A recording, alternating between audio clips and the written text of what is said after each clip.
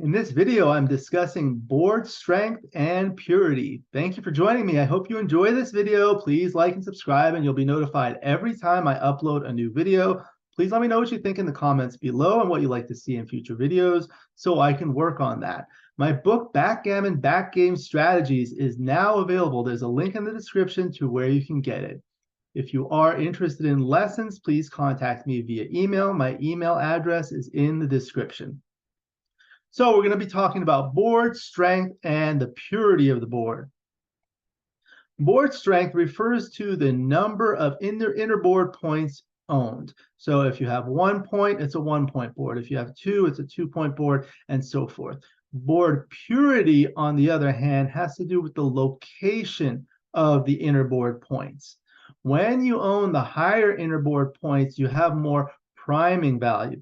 So that's a pure structure or a pure board. When you have lower points, you lack the priming value, although you still retain the blitzing value.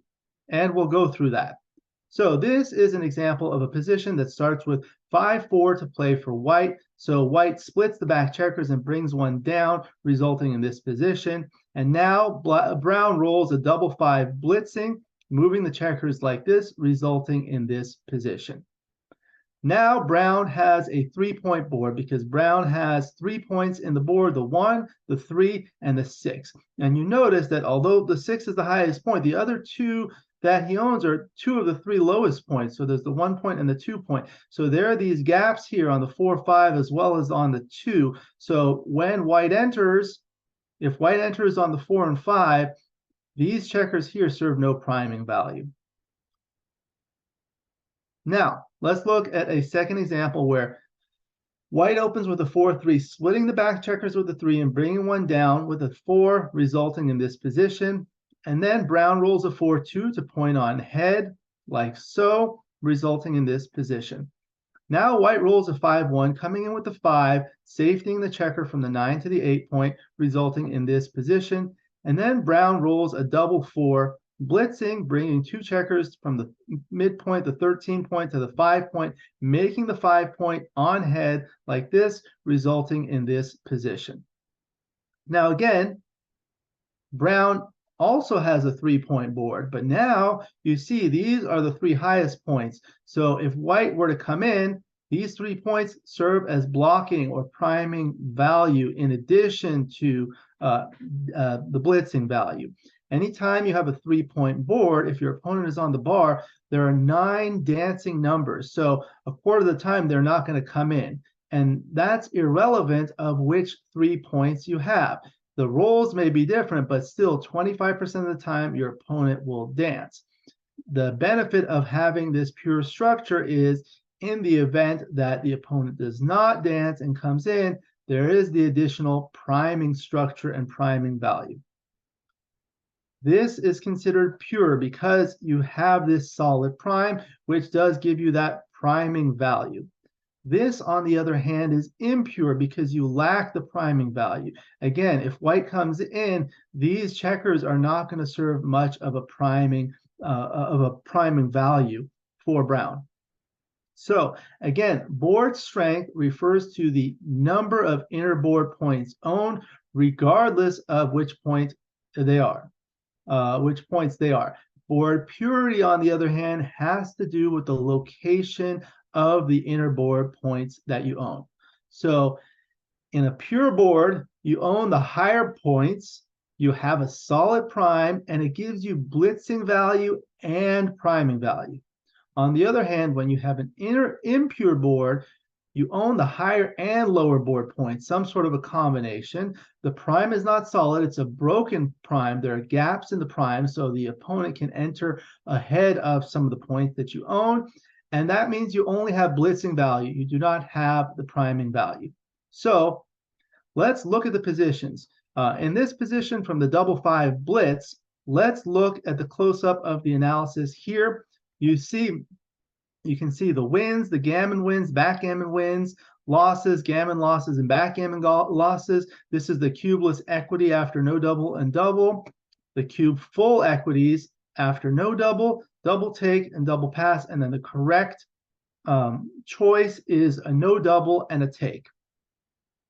Now, this was this position. Let's see what happens when you move these points higher. So now these points are on the 4 and 5 points. So those are the best points. Let's look at what happens. These numbers go up tremendously. And we'll look at it side by side right here. On the left side is when you have the 1 point and the 3 point with the 6 point. And on the right is when you have the 4, 5, and 6 points. So let's look at all of these things to see the differences. First of all, you have more wins. You have 68% wins versus only about 60% wins with the lower points. You do win slightly fewer gammons here. However, you do win more games, and that more than makes up for it. You also win more backgammons, almost twice as many backgammons.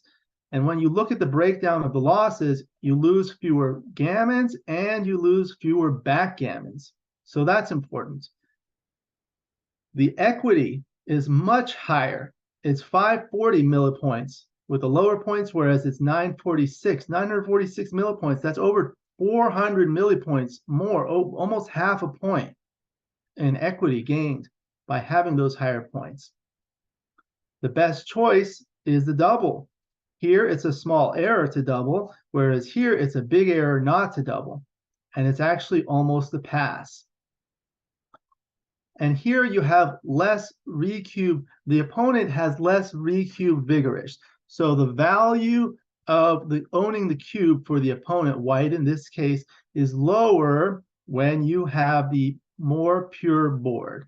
So this is a little bit of math. You don't really have to worry about it, but if you're interested, you can follow me. The recube vig is calculated by subtracting the cube full equity after the correct play from the cube less equity. So it's 781 minus 540, and that's 241. If you divide this by 4 and multiply it by 100 and then add it to the gammon adjusted wins, you'll get a virtual winning percentage for brown. The gammon adjusted wins, basically you subtract the sum of the gammon and backgammon losses from the sum of the gammon and backgammon wins, add that to the winning percentage, and then you add that other value of the recube vig, and that'll give you a value of, it's basically a virtual winning percentage compared to DMP or compared to a money game. Anyway, that will be less than 75% here, but more than 75% here. Or actually, it's going to be less than 75% on both because this is still a take. But that's what you want to do. Here, the recube vig is 1174 minus 946, and that's 228. The 228 is less than the 241. So what that means is the opponent will have less value of owning the cube because he'll have a stronger or more efficient redouble later when you own the lower points as compared to when you own the higher points, because it'll be much easier for him to turn it around. That's a lot of math. You don't really need to understand it, but understand how big of a difference it makes when you have a more pure board versus an impure board. And that's the difference between a pure structure and the strength of the board. So board strength refers to the number of points that you have in your board, and the purity refers to the location of those. So that was the explanation of board strength versus board purity. Thank you for joining me. I hope you enjoyed this video. Please like and subscribe, and you'll be notified every time I upload a new video. Please let me know what you think in the comments below and what you'd like to see in future videos so I can work on that. My book, Backgammon Backgame Strategies, is now available. There's a link in the description to where you can buy it. I am offering lessons. If you're interested, please contact me via email. My email address is in the description. I look forward to seeing you in future videos, and until then, keep rolling your dice.